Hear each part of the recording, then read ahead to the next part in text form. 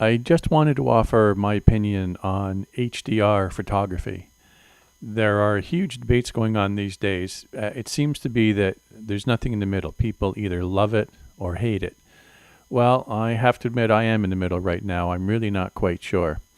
I think it does have its place when used properly, but I think too many people are using it in a way that really doesn't make any sense. It's just way over processed as far as I'm concerned, and just takes away from the subject itself. I tried some myself. Here is an image that I shot, just a close-up of some flowers. And this is taken straight from the camera. It's not bad, the shot's okay.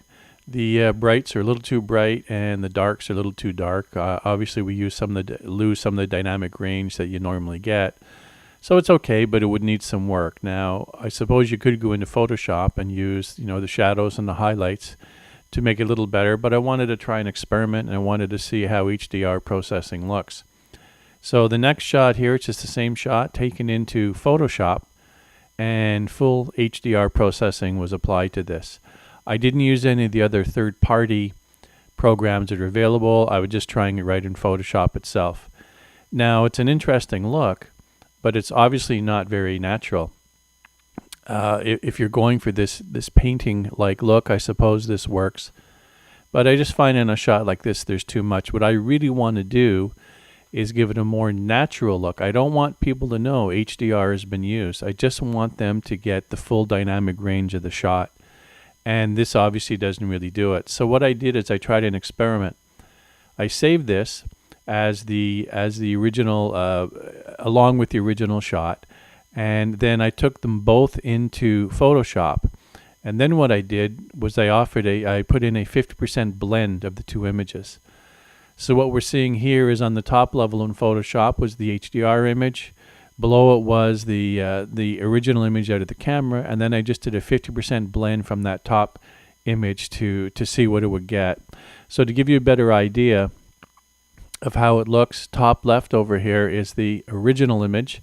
As I said, as it came right out of the camera. On the right-hand side is the HDR processed image. And the bottom left over here is where I've done the 50% blend. And I think it works pretty well. There are problems with both the original and the HDR. Obvious problems with exposure and then just looking too processed. And the bottom one, where it has a combination of both, I think it gives it a nice effect. Almost an oil painting type effect, I find. And I think it works pretty well.